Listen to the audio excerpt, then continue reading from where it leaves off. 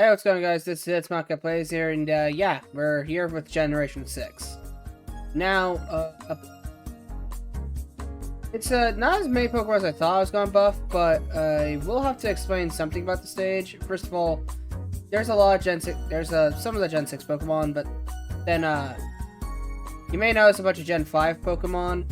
Yeah, I kind of, after I went through Gen 5, I went through it again because I know some Pokemon have a bit too high evolution levels for their mid-stage. For example, Litwick, which I've got to put up here, actually. Let me put Litwick up here real quick. Yeah, hold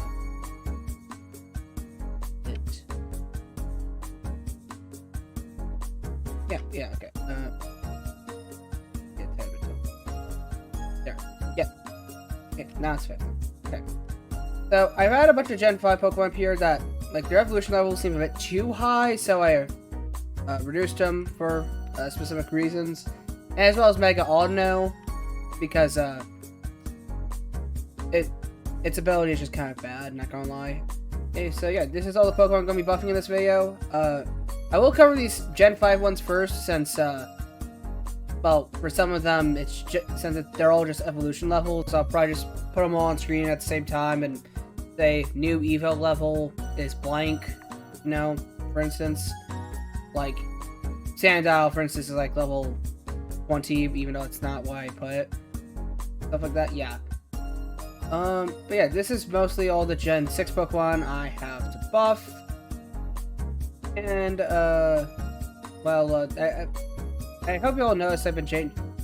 This is my best attempt at making a luxury ball. So, yeah. Anyways, yeah, that's not what I'm here to talk about. Anyways, so yeah, I'll cut to me talking about all the buffs for the Gen 6 Pokemon, as well as more Gen 5 Pokemon with new evolution levels and such. But I will see you all in just a minute. Okay, so before we talk about the Gen 6 Pokemon I buffed, I have to talk about the other Gen 5 Pokemon that I forgot I put in last episode, / recently decided to change, and they're all just evolutionary based, except for Audino, specifically Mega Audino, who instead of having Healer has Serene Grace, so that'll just be up on screen right now for a little bit. But what's going to happen is that I'm going to just cover all the Pokemon who have an evolutionary change right now. I won't talk, it'll just be like essentially a slideshow where they'll pop up, the level change, intro will pop up, like so-and-so evolves into so-and-so at level 30, which is actually some of the Pokemon. They will evolve at level 30, or 35, or in some cases even just 40. At least I think, or that was last episode. Yeah, that was like Dino. That was Dino. Anyway, so I'm going to be quiet, / just do another voiceover recording, and have all those Pokemon change, which one of them is a Gen 6 Pokemon, that being Gumi, because I feel like level 40 is a bit too high to get Sliggoo. But anyways, I will start another voiceover, and I'll talk about the Gen 6 Pokemon I changed. So, see you when I talk about the Gen 6 Pokemon.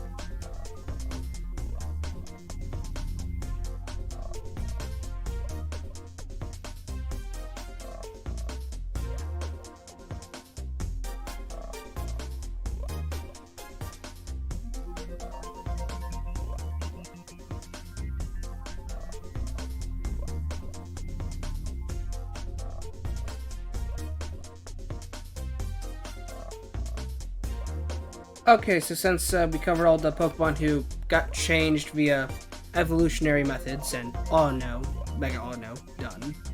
We're going to talk about Gen 6 Pokemon, starting with Talonflame because we go index order on this channel.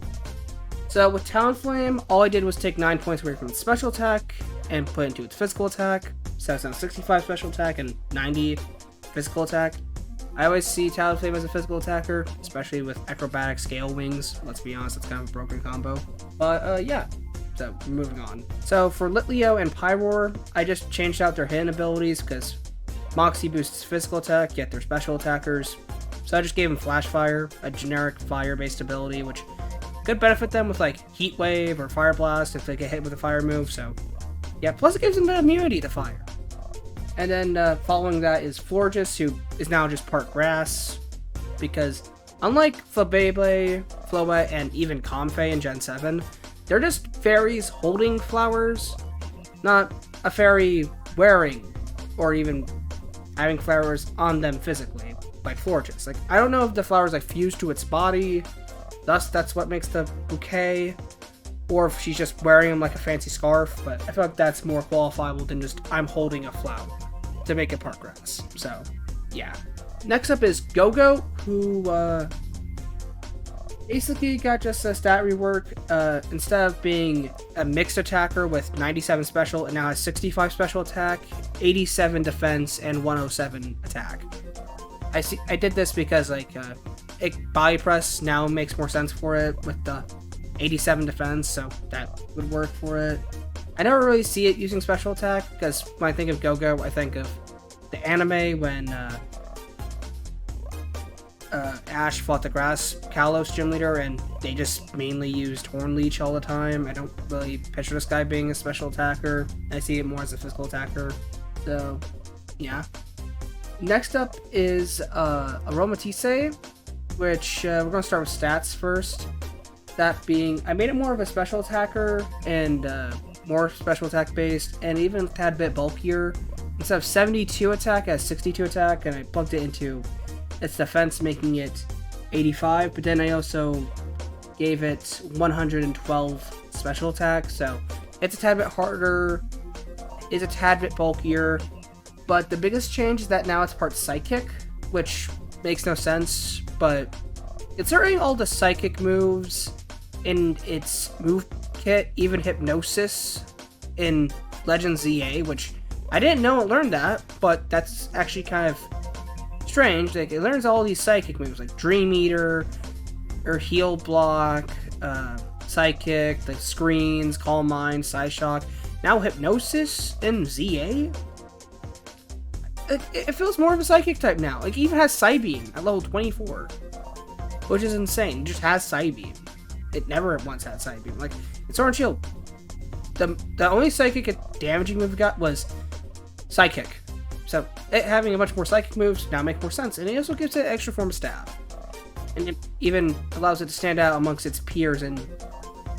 Because minus Diancie, this would be the only other dual type fairy type Pokemon in well, I guess now plus Florges.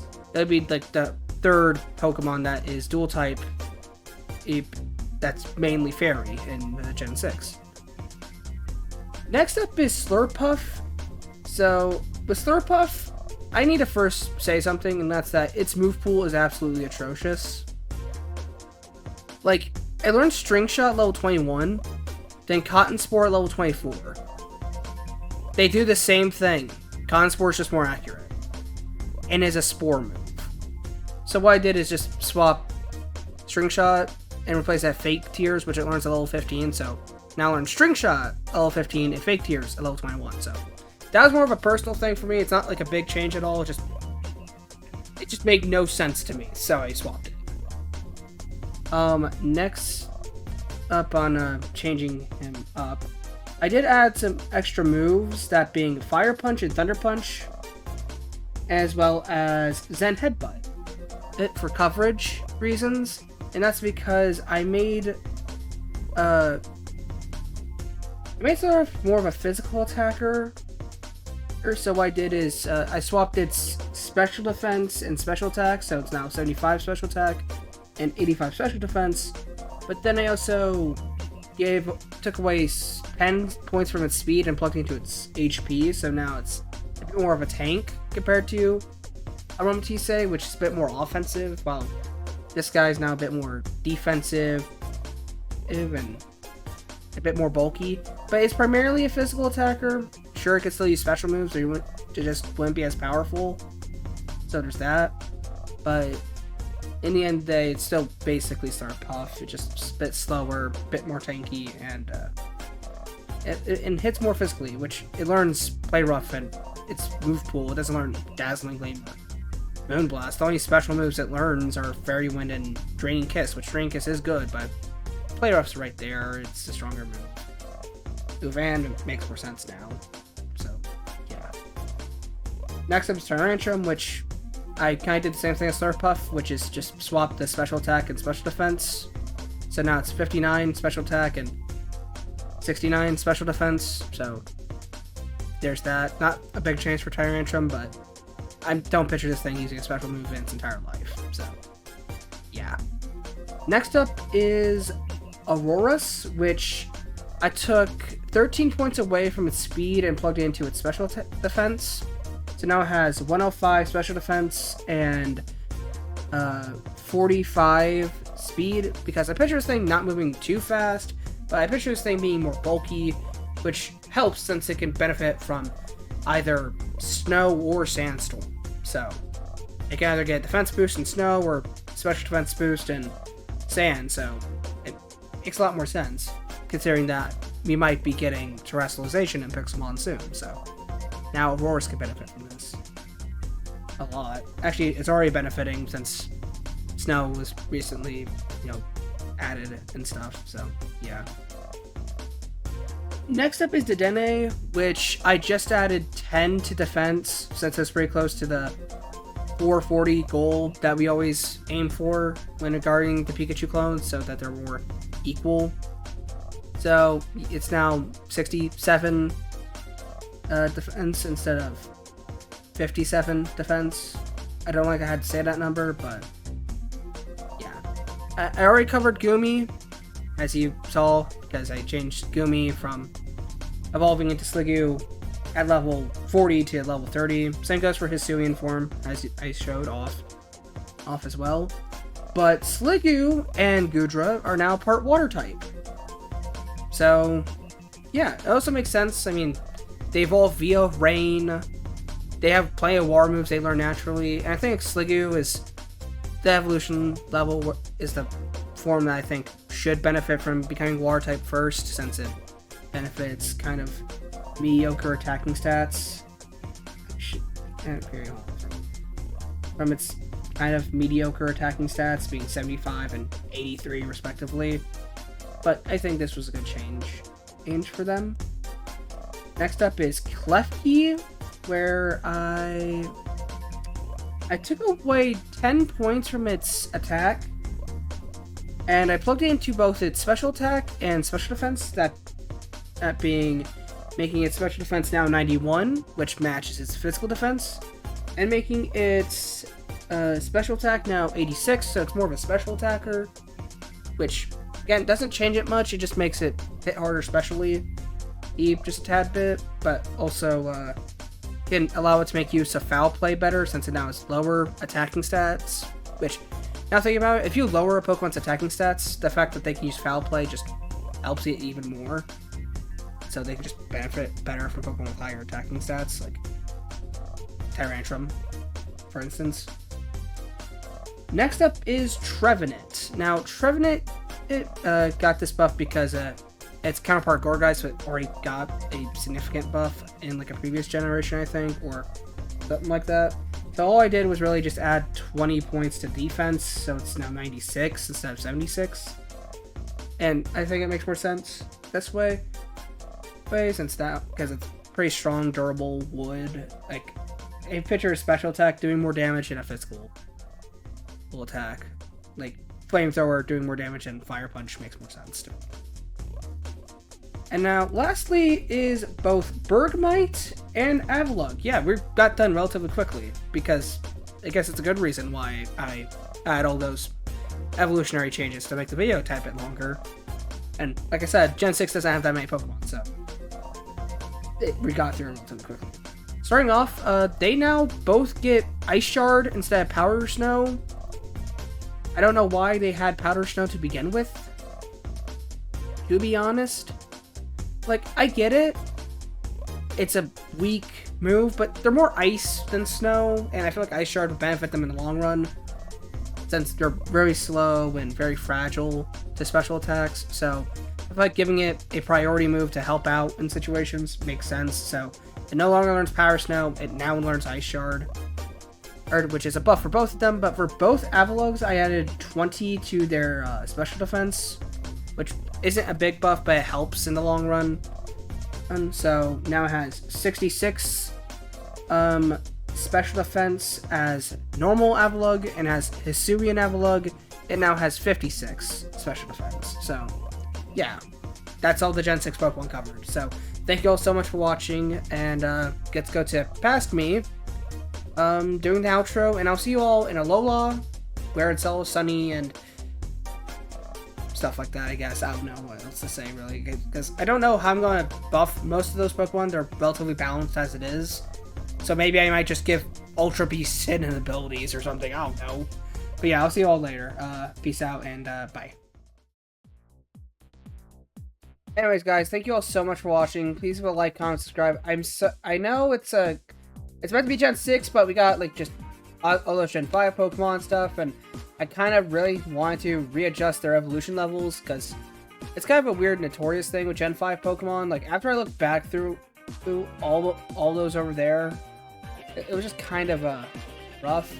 And I didn't explain this earlier in the intro, but I only put Bergmite, Goomy, and Litleo there just because they're first stage Pokemon as well. So yeah, like, they didn't get that change as you saw in the video, but it just, for aesthetic purposes, I kind of put them all just there because they're all first stages.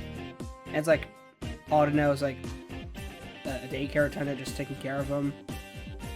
But yeah, anyways, thank you all so much for watching. Please leave a like, comment, subscribe, like I said before.